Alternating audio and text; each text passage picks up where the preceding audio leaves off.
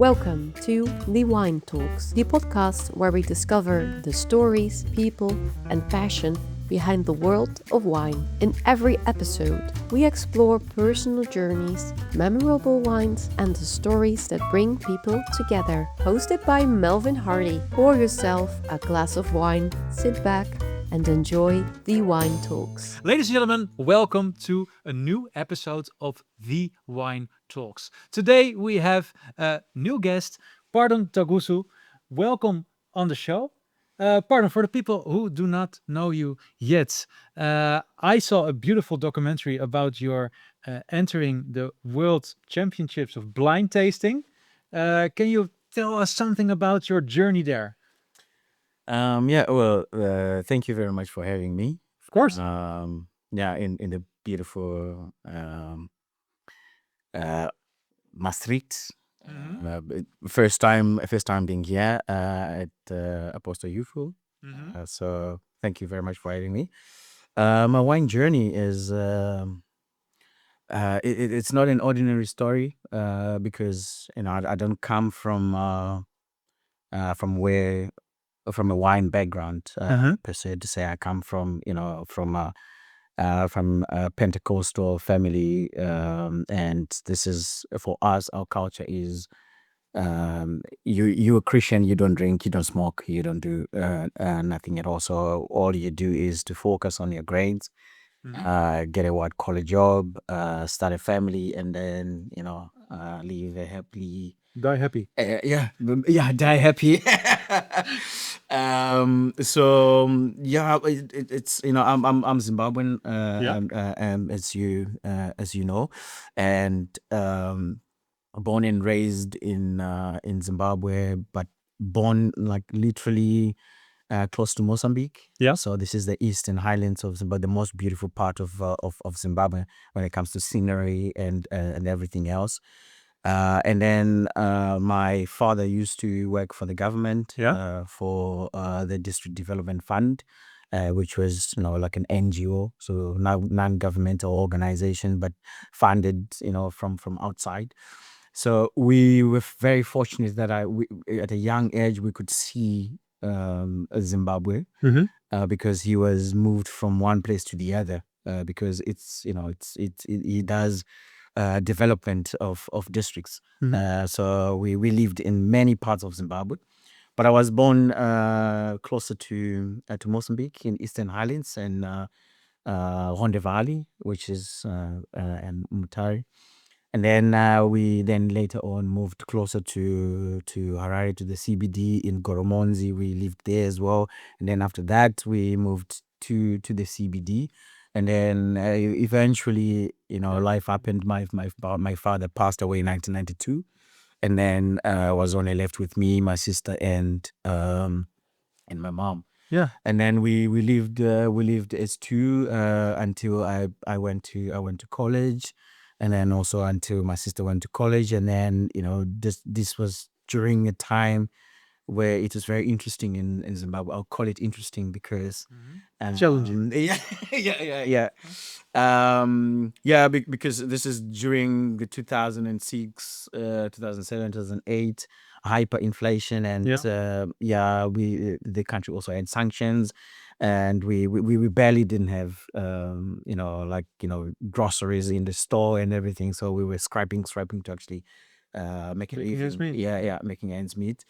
Then my sister left at that time and relocated to South Africa. Yeah. Which I then later followed. Yeah. But I followed that was like 2010. Yeah. Because for me I took too long because I always felt like I'm the caretaker for my mom. Yeah. And you have your obligations. I had that obligation that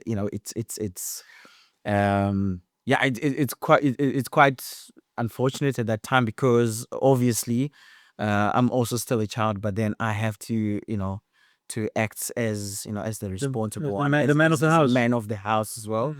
Yeah, and yeah, then I did jobs, and How did you come in so contact with wine? Because there's that somewhere wine happens. yeah, it's somewhere wine happened, but not in Zimbabwe. Yeah, it happened actually when I visited my sister. That was 2010, when during the World Cup. Yeah. And then I was with my sister, and then because there's an influx of tourists, Yeah.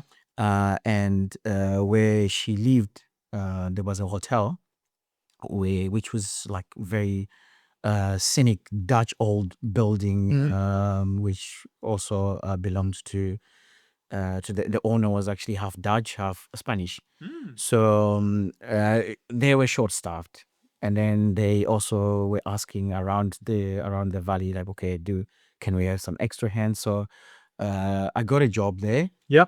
as a runner. Mm-hmm. So I was basically running plates. I just go to the kitchen on the Kitchen, pass. table. Yeah, yeah, kitchen table, and then sometimes you struggle to actually read the table numbers. Mm-hmm. But then eventually, because you understand geography, of course. Of so course. so then you get it right. So after that, because it was like a 3-day festival, when it was a lot of influx of people in the valley. After that, they offered me to a job to actually stay.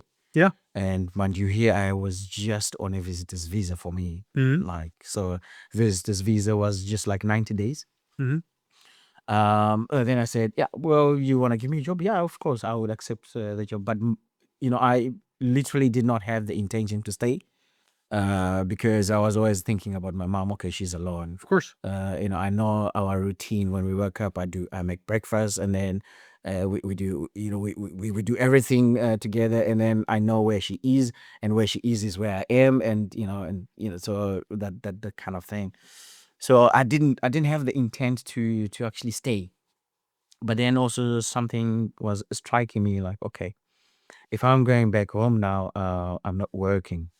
My mother is the only one who's working, so yeah, maybe I also need to bring in some income, so that maybe she can also rest.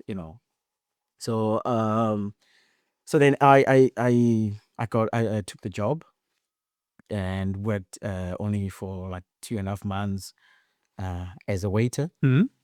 And then from being a waiter, then they threw me into the bar. They tested me if I could actually understand the system, the vector system, and if I could charge drinks and everything else, and that was very fast. And then after that, I became very curious, because I also had some fellow countrymen that were actually working at the same hotel. And but what fascinated me is how they were actually talking about wine. Mm-hmm. I'm like, oh, okay, you just hold on a second. What you're describing here, it's okay. We're talking about Yeah, yeah, grapes. We're talking about grapes. Grapes yeah, yeah, Rivas. yeah, yeah, exactly. We're talking about grapes only here, but how are you finding these things into the wine? So the curiosity actually Took over. caught me. Yeah, yeah, yeah, it caught me there, and then I started searching where can I actually go to school. I enrolled myself with Cape One Academy, and then I went to I went through the courses, and yeah, from there everything was just like a mystery, from coming from that valley, and then going to the city center, then also being very competitive, becoming the top 5 best taster of South Africa at that time, and also becoming the Moet and Chandon best young sommelier as well. So everything was like a snowball. It was really happening very fast. But I think because I was very curious. So yeah, that's So where with people wine. can see see your story in Blind Ambition. They can, I think, they can watch the show online and see your whole journey actually. Yeah, yeah, yeah, definitely. Yeah, yeah, Blind Ambition is online, and it's a very interesting story of perseverance, Persistence. persistence also, and also the courage as well, because Yeah, who would have actually thought that Zimbabwe would actually have, fine palates that would actually go and conquer in South Africa and then also conquer internationally as well. So yeah, it's and and the movie is it has actually been given thumbs up with Robert De Niro. It's a Tribeca Film Festival, a film, yeah, a Viewers Choice Film Festival. Number one, New York Film Festival. It has been doing It's quite it's well. it's been decorated, but I think it's also a beautiful story about persistence, and for the Yeah. people at home who will start tasting wine, tell them there's always hope. Yeah, there is always hope. Yeah, there is always hope. Yeah, there is always hope. For as long as you keep your mind to whatever you want to do, But you can develop. Taste can develop. taste can develop. Everyone is born with a talent, but you never know what is your talent until you actually work on things that you like or things that you want to explore. For me, I didn't know I had a good palate to taste wine, but it's a hidden talent which I didn't know, because I was not exposed to wine. But then when I discovered it and I started working on it, then it became a perfected talent. I can imagine. Yeah, yeah. So I already have some wines in our glasses here, and Thank you. so, that's always good. So I would say let's start off with this wine, and let me see what you taste. Let me tell you something about this wine. It's Yeah. from Lagler House. Yeah. They have one of the best vineyards between Danube and Spitz. Yeah. That's Weisse Kirchen and Krems. Yeah. So that's Austrian. Yeah, great. Yeah. And let's taste and let's see Yeah, what. sure. I would say take it away. Yeah, What do you see? What do you taste? And for the people at home, if you go to thewinetalks.com, you can order the three wines we are tasting today. This beautiful selection is brought by Grapes and Barrels, and so I would say order them, pause the show, and taste them together with us. So, Yeah, salute. Yeah. salute. Salute.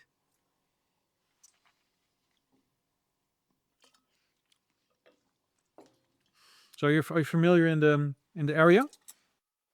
Yeah, I'm quite familiar with the area because you have Krems and then you have Wachau.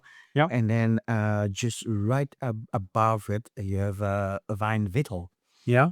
which is also a very small communal region. Yeah. And I actually happen to have produced my own wine from that particular Wow. region. So Krems is it's literally 25 minutes away from Wijn Wittel. So I'm quite familiar with the area. So this is a Federspiel. Yeah. A beautiful German name. Yeah. Federspiel. Yeah, fair to spew up. There's like the swallows, or what is it? Yeah. The birds. Yeah, yeah. In English is the Sparrow. Sparrow. Yeah, A sparrow. sparrow. Yeah, yeah, yeah. Yeah. Well, the wine is very clean. Yeah, it's very clean. It's very pleasant. Very nice.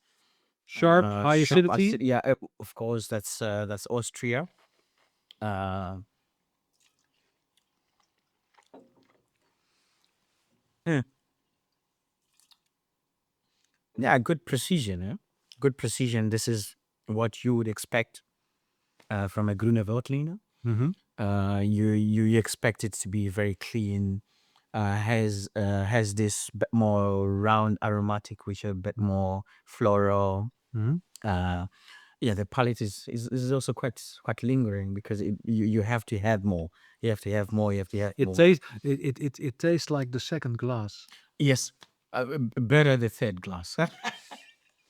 Absolutely. So, also what the Guder Feldliner mostly has is that it is like this little white, peppery, savory aroma. Yeah. Very true. Yeah, it's for me, I find it quite very interesting because we always say white wines are oftenly drunk straight from the tank, Mhm. and then sometimes they are not really accessible.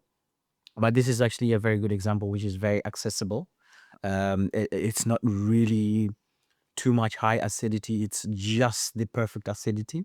So it has that freshness. You have this white pepper that comes off on from the aromas, and then you have this a little bit more of Green apples, green citrus. apples, green apples, which is like the Granny Smith apple. Yeah. That also comes through, and then you also have a little bit of this rose geranium as well that also comes through, which for me it's quite interesting, and it's very typical of the grape. It represents everything that it should be, and Perfect. I once had a guest who said, this wine, you can also drink this wine together with the schnitzel. It is savory. It's savory enough to have a firm bite. you have a firm bite. That's very true. So I think this is a beautiful example of a Federspiel Wachau Grunenfeldiner. So, It is perfect. I hope the people at home who taste together with us also enjoy this beautiful wine. Kudos to the winemaker. Yeah. Your wine deserves the right temperature. Find your perfect wine cooler at mijnwijnkoelkast.nl.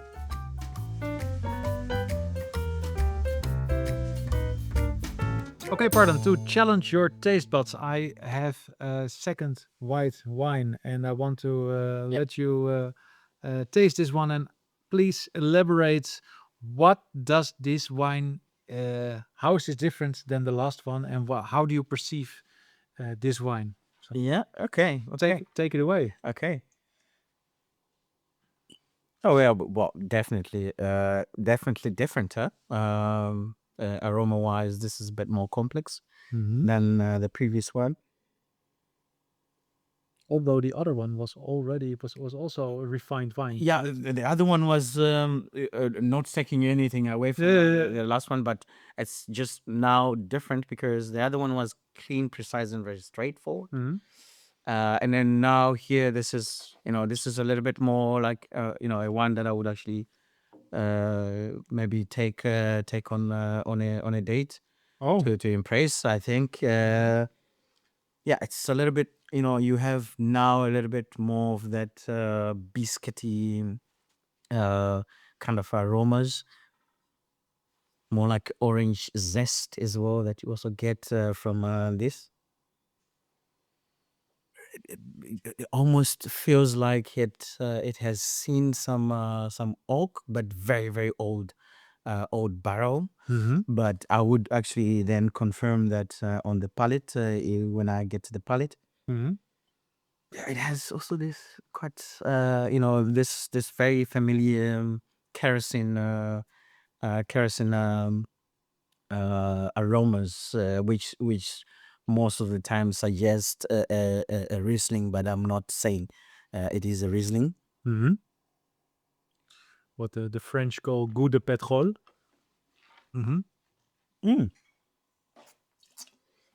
Oh wow, yes. This is now a little bit more serious stuff. Now because now there's that follow through of that marzipan orange that orange zest that comes on the palate. Really gets everywhere on your palate. Wow. This is a beautiful wine.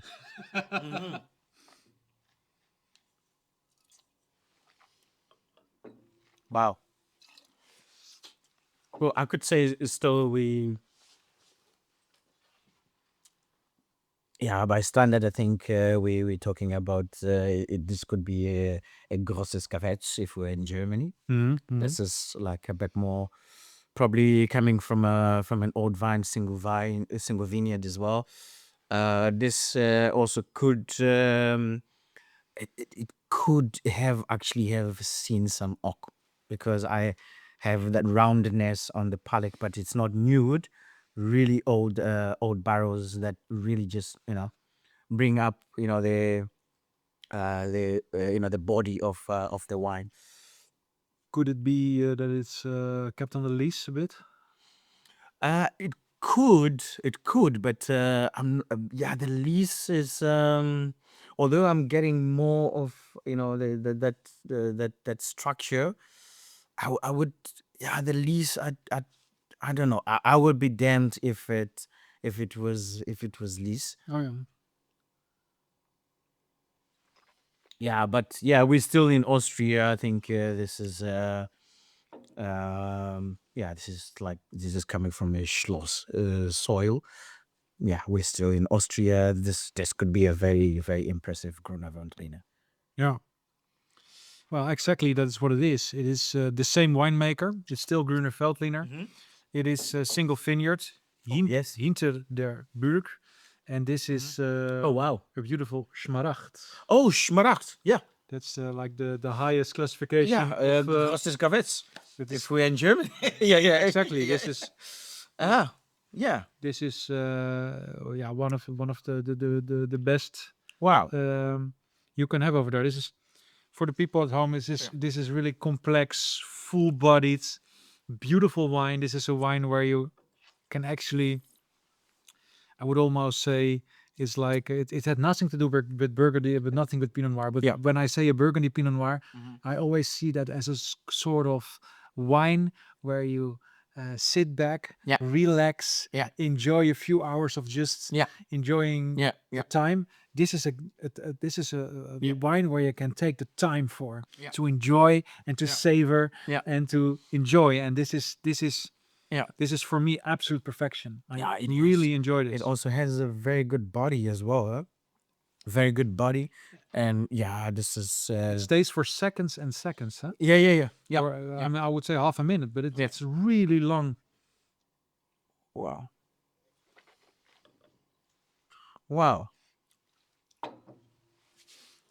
Yeah, I think And what's Yeah. what's so interesting is only a 2023. Yeah. So it's only 3 years old. yeah, Already so good. yeah, it's already so good, but it's when you become a winemaker, the most difficult part is to have actually patience to deliver the right product to your clients. Mm-hmm. So when you make such a wine, obviously you need to lay this wine in the cellar before you actually release it to the market, because you want you want the actual wine to show itself. But then then you also look at factors that also come into effect, like, okay, if you're putting the wine into the cellar for 1 to 3 years, it means that you don't have any income.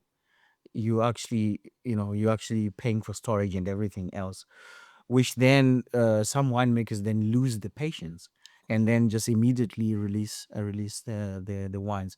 But I think 2023 now, it's showing beautifully because it has had enough time to be in the bottle, marry with the bottle, and then starts to develop into the actual wine that we want to taste. I never heard that before. Marry with the bottle. Yeah. I really, I think that's a beautiful way to say it. Marry with the bottle. Yeah, yeah, the wine needs to marry with a bottle, and Wow. and then and then become this this nice diva that we're tasting in the glass. Absolutely. Wow. Marrying divas. Yeah. And that's all. And this is how those guys in South Africa spoke about wine. You know? Well, maybe only me. Okay. Yeah. Well, you have to be a. Yeah.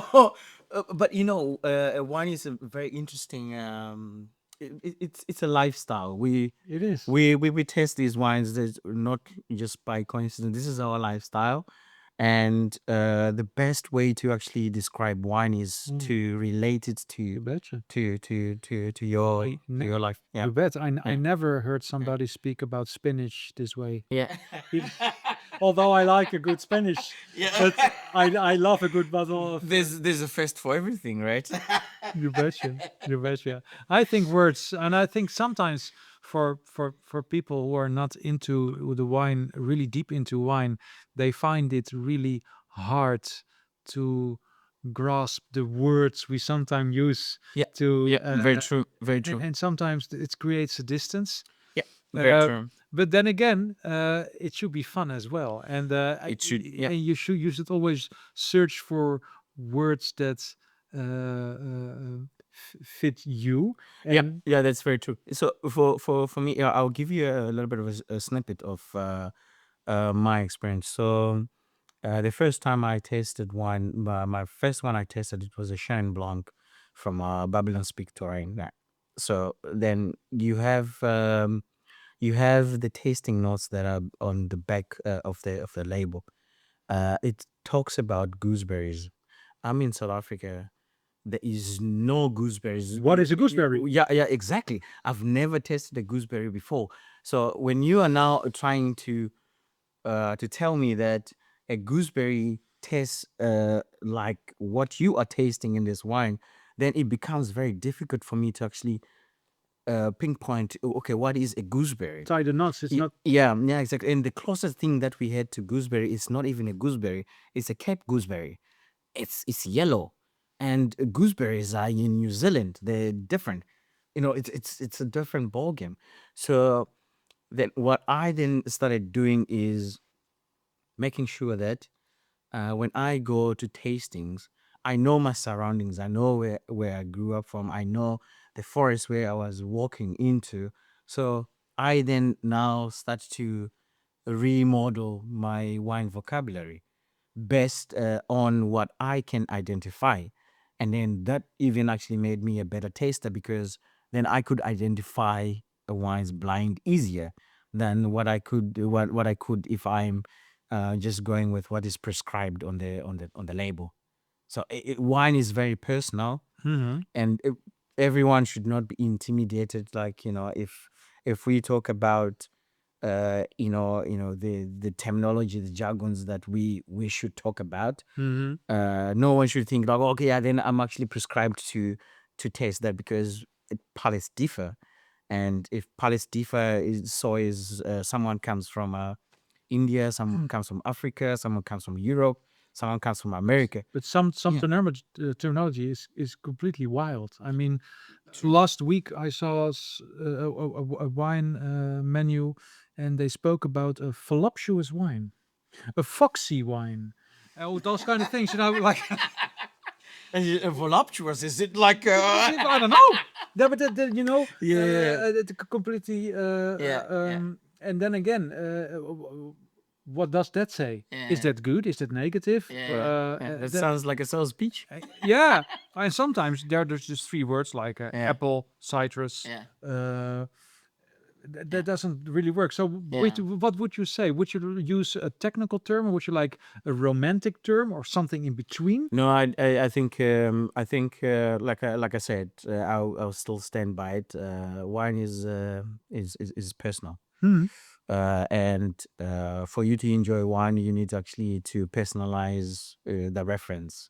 So yeah, I can come and tell you what uh, I'm tasting in the glass, but then it doesn't mean that we come from the same house, same village. We've been the same environment. No, that's not it. So for me, I think one is personal. Mhm. Uh, make it personal to the point that you relate to what comes to your mind when you taste the wine. Okay. That's the best you can do for yourself to actually enjoy wine. Okay. Next one. What was your most beautiful wine experience that comes to mind when you think about beautiful wine experience? It's a bit emotional. Those were also the best. Yeah. Bring it on.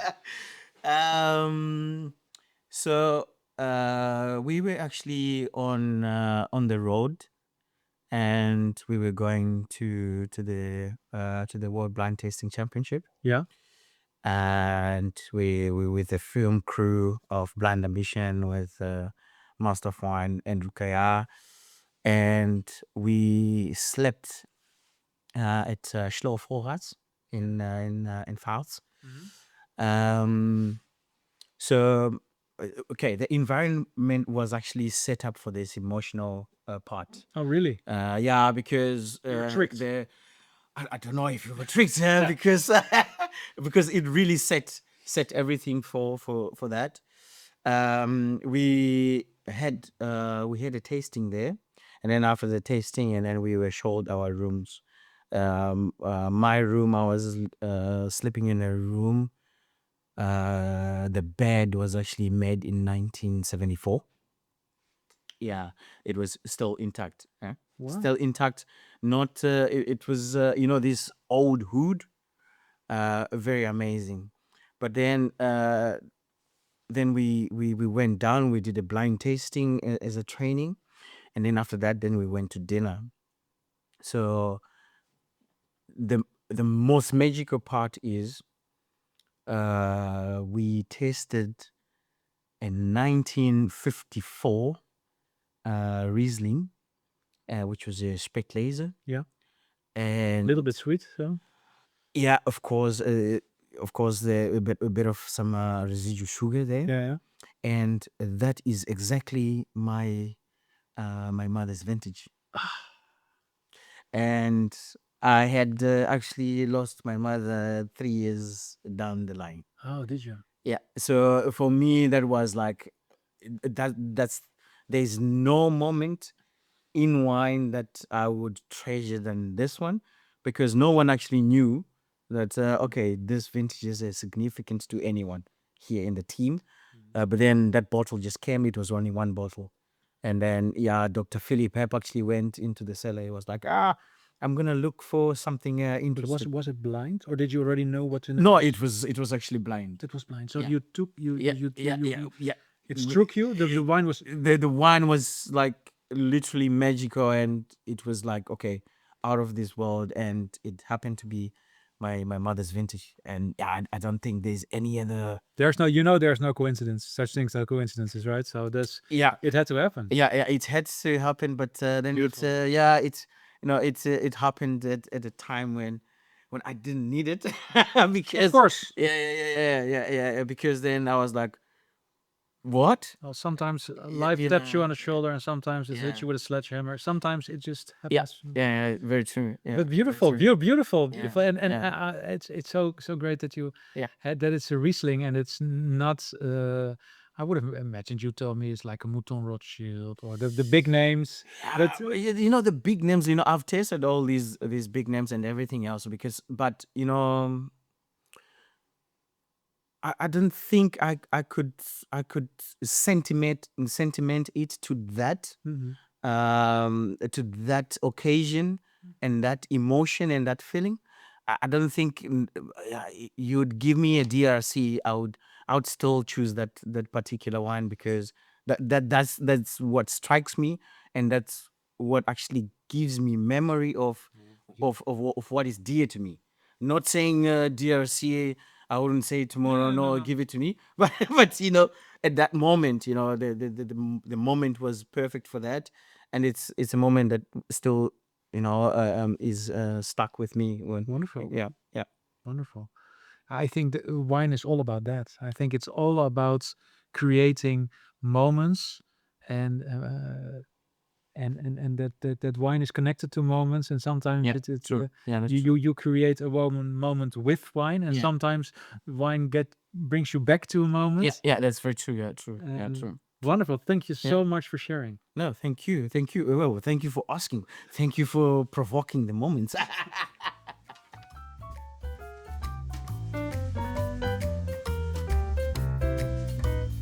Pardon, I felt free to pour us next glass of wine. Yeah. So I would say let's go for it. Take it away. What do we see? What do we taste?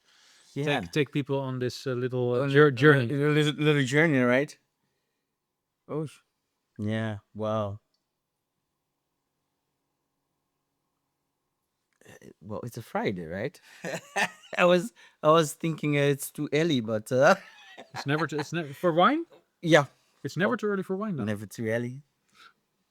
Well, the funny thing is when probably when you taste wine as well, probably the most people always ask me like, what time of day do you taste your wines? It depends if it's professionally or it's normally, because normally like at 10 o'clock in the morning. Yeah, well, there's something that's It's- that's called breakfast, right? We can have champagne with breakfast, you know. Champagne is breakfast. Yeah. And then we can start from But there. do you find that your palate in the morning is more fresh than at night when you're a little bit weary? Um, my palate is is quite sharp anytime. Okay. Um, I don't know why. Um, but for me, the only the only difference is after dinner, I'm more critical when if you give me a wine blind tasting. I'm more critical than I actually then pin down the wine. What do you mean to by the more tip. critical? That you don't like it, or No. I'm more critical as into how do I deduce the wine, and how if you ask me, oh, what is this? Then I have more focus. Then I tell you like, okay, you have more then- focus at night? yeah, at night, especially after dinner. But then that's when I'm actually very sharp. If you give me a wine blind, there's 90% that I'm gonna get it, especially after dinner. It's because I would actually go to the region, the vintage, the grape, everything. Wow. Yeah, during the day, I can give you like, okay, yeah, a systematic approach to tasting. And then try. Your party trick. Yeah, and then just try to get to the region and probably the grape. And Okay. but then yeah, after dinner, it's something which I've actually discovered for the past 3 years. I never heard this before. Yeah, I so never. it's, Most of the people are not sharp on the end of the day, and you are no, sharp. no. At the end of the day, I'm really sharp, and you don't want to come and give me a blind tasting at that time, especially when you bet money. Then Oh! yeah. Is there such a thing? Is there such a thing? Oh, there is such a thing. Eh? Oh, There is such a thing. Okay. You know what? Let's get back to this wine. Yeah. Yeah. Wow. That's also elegant, Mm-hmm. but raspberry, cranberry.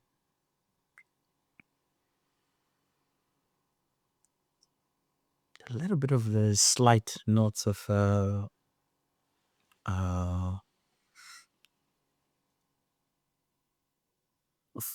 of toffee. Mm-hmm. I see what you mean. Yeah. Bit of this this shimiji mushrooms. Mm. Wow. So a little umami kind of. Yeah, but that's literally not. It's not really expressive. What's expressive is more of the red fruit, and then I get that. So which tells me that when I get to the palate, I should get that savoriness, a little bit more earthy. Um,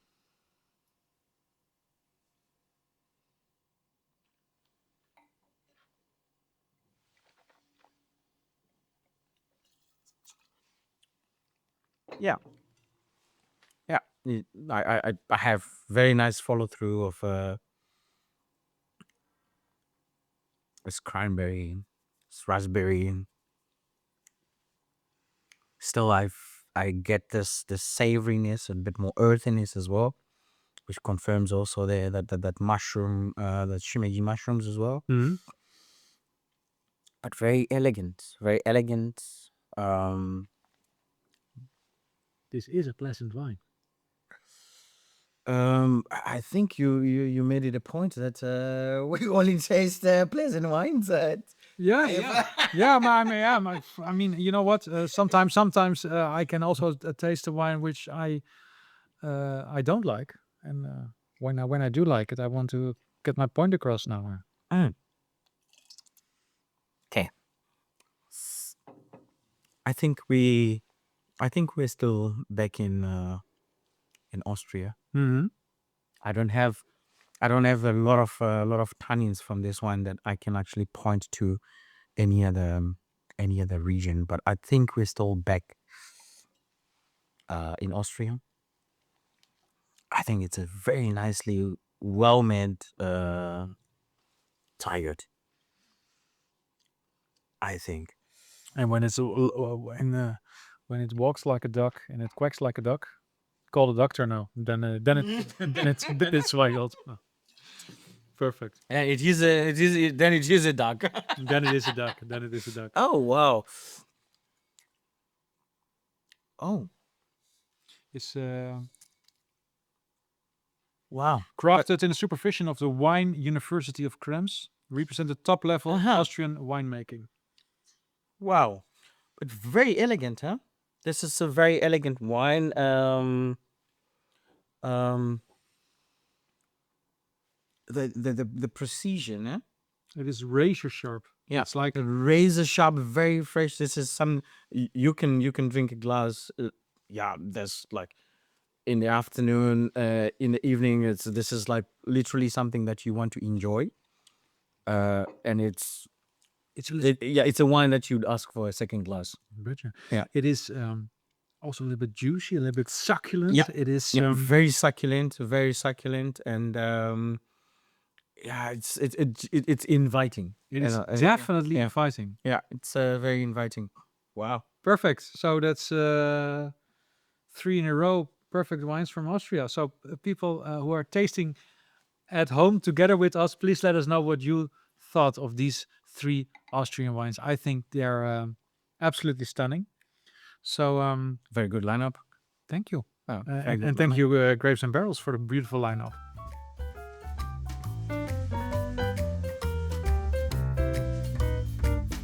So, pardon, do you think there's enough diversity in the wine industry? Absolutely not. Tell me. Yeah, it's I can literally put my hand up like this, and then I can count how many people of color are sommeliers on the floor Yeah. in the Netherlands. And Why is that? yeah, because there's just no inclusion.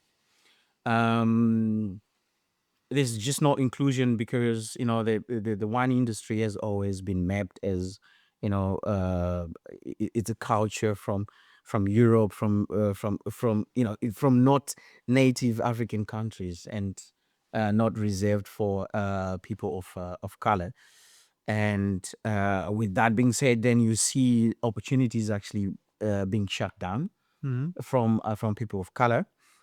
And also, if you are a person of color, if you raise concerns in the industry, then you have people actually that try to silence you, of course, because they are in very strategic positions, which they have influence, and then they can actually silence your voice. So this is why we can count. We can count now. There was only one person of color, who was once the best sommelier for the Netherlands. Only one. We can actually go in onto the floors, and then we can look at like there's another person that was once a som, but then now they actually left the floor because there is there's so much corrosion, there's so much negativity, and then there's no progression into higher positions and stuff like that. And then for me, looking at it from the other coin, because I'm doing import and export, and yeah, I knock every door, and every door is shut. In front of me. I'm as qualified as everyone, and then sometimes more than everyone else. But then you get a resistance, So there is no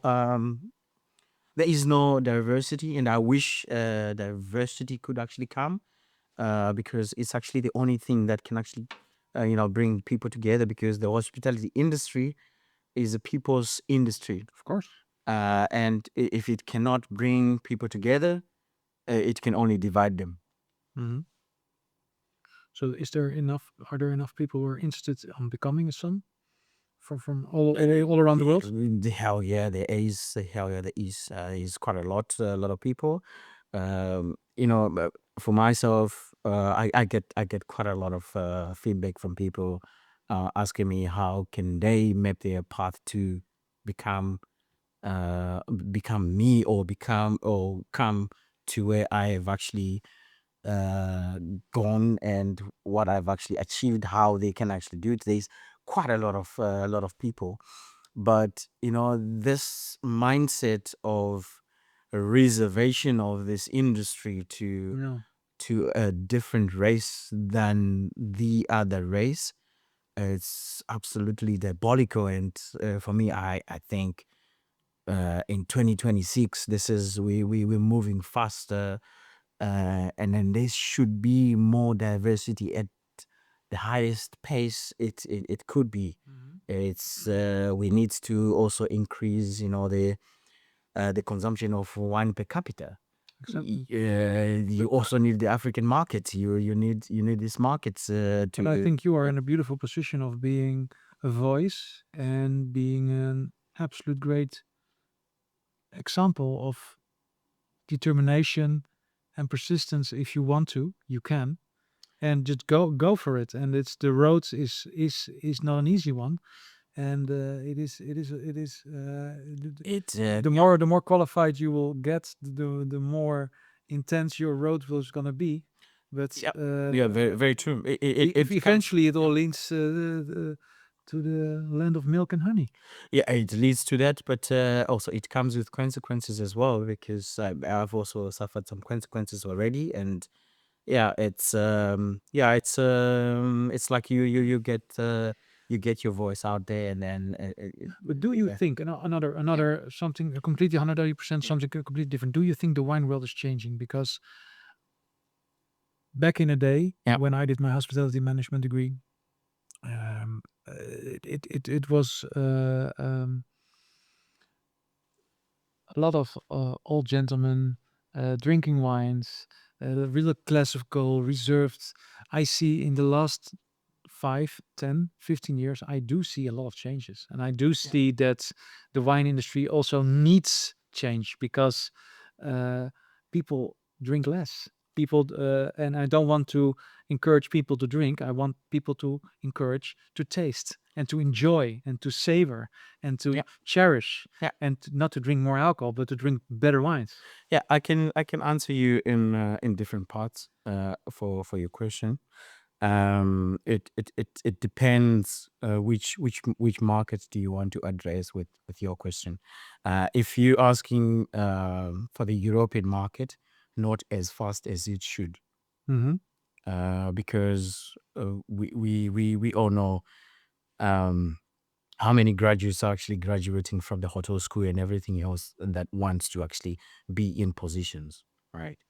And then we can also count how many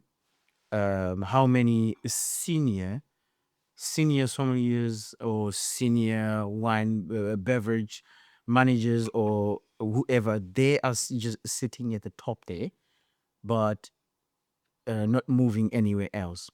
So when it comes to Europe, not as fast as it should. When it comes to Africa, it's literally moving faster than it actually should. And then you have more resources there, more people that are qualified, and then you don't have anywhere to actually put them. And then when they migrate here, they face exactly the same system which is there, which is okay. I'm the godfather of the industry. I've been here. I've made my name, and for me, I stay here. I don't want to see anyone else pop up with a name that would actually cloud anything that I represent or I want to see. So Europe, the Netherlands, not as fast as it should, but Africa faster than it should. Okay. So change is happening.